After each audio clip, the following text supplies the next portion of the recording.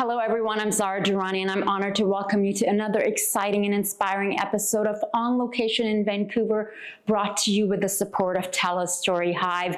Today we're here at the Museum of Anthropology at UBC, getting an exclusive look at a groundbreaking new exhibition, Nuxalk Strong, Dancing Down the Eyelashes of the Sun. This is the first ever exhibition dedicated to the Nuxalk Nation, showcasing their rich culture, resilience, and a vision for the future.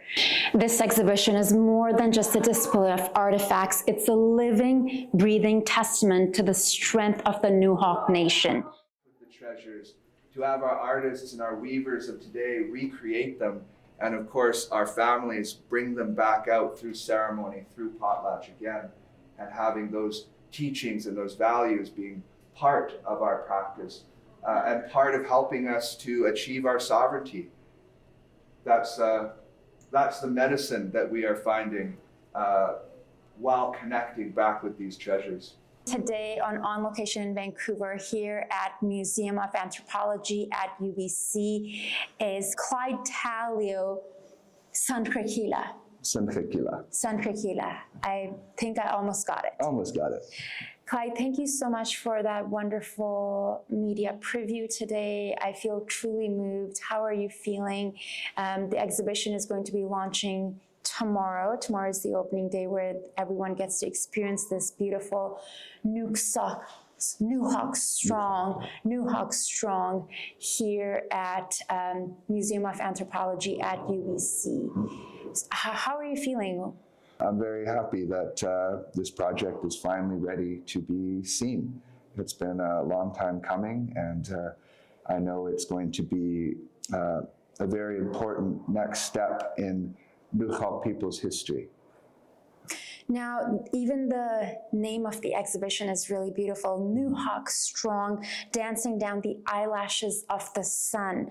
Can you tell us what that means? Yeah, so Nuxalk Strong comes from two sources, really. It was used as like a rally cry back in the late 80s, early 90s, when our hereditary leaders and our elders were fighting for our land, when they were working to prevent some of our sacred land from being clear-cut logged.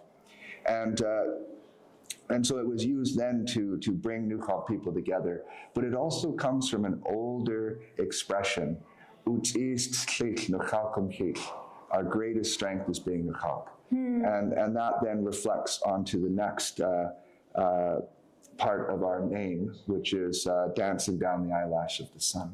And so this connects us back to our first ancestors, to our beliefs and how the Creator sent down our first ancestors at the beginning of time, how He prepared them, how He had prepared the world for them, and gave them all the means to thrive on the earth. And so when they were ready, after they received their names, their provisions, their treasure boxes were filled with those provisions, the Creator instructed them to look to the walls of His house, and there hung animal, bird, and sea creature cloaks. They each selected a cloak, placing it over their backs, as we do with their dance robes, like we saw in the exhibit. And they danced the first dance. After they danced, the Creator, whose blanket was the sun, He threw it over Himself, transforming into the sun. He opens the sky. The ancestors do the same, transforming into eagles, ravens, bears, whales, mountain goats, wolves. And they're guided by the eyelash of the sun. They descended down to the mountaintops throughout Nuxalk territory. And there, those first ancestors went down. They built their villages, built their fish weirs. They prospered, and they became our first ancestors. We are embracing those traditions of nuyayanch, of reciprocal generosity. Many hands make light work. We work together to help each other achieve the full human experience.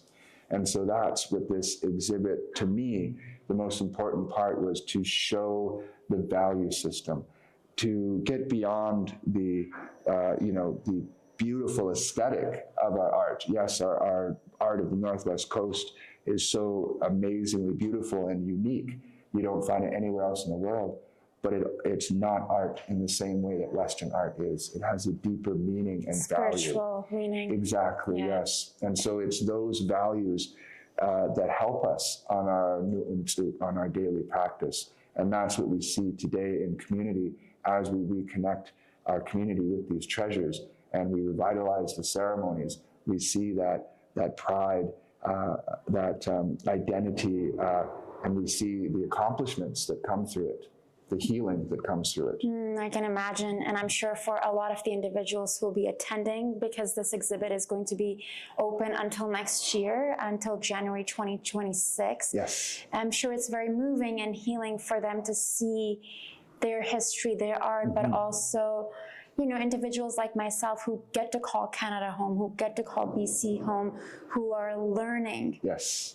Because I did not have the opportunity to learn this in high school when I first came here. Individuals who are visitors, whether they are from the Nuxalk Nation or not, what are your hopes that they would take away by visiting the Nuxalk Strong exhibit?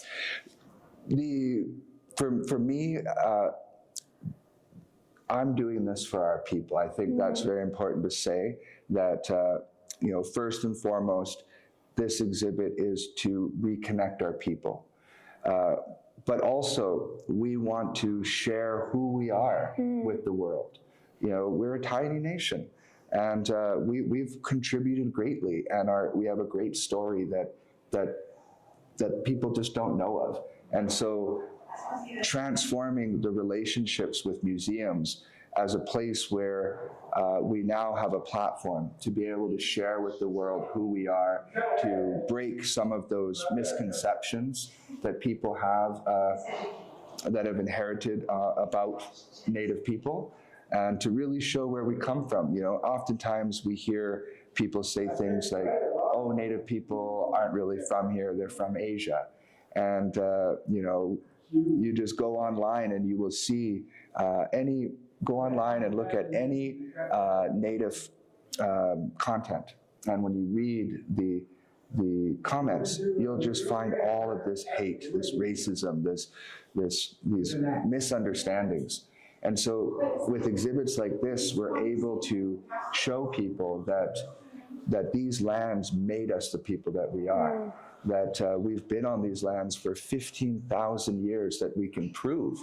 And our stories all connect to those experiences of those many generations and how they worked the land and prepared it so we could prosper today. Well, thank you so much for your time. I'm truly moved by learning from you, by hearing your passion, and to hear about all the work that has gone into putting this beautiful exhibit out. Until next time, I'm your host, Zara Durrani. You're watching On Location in Vancouver, brought to you with the support of TELUS StoryHive.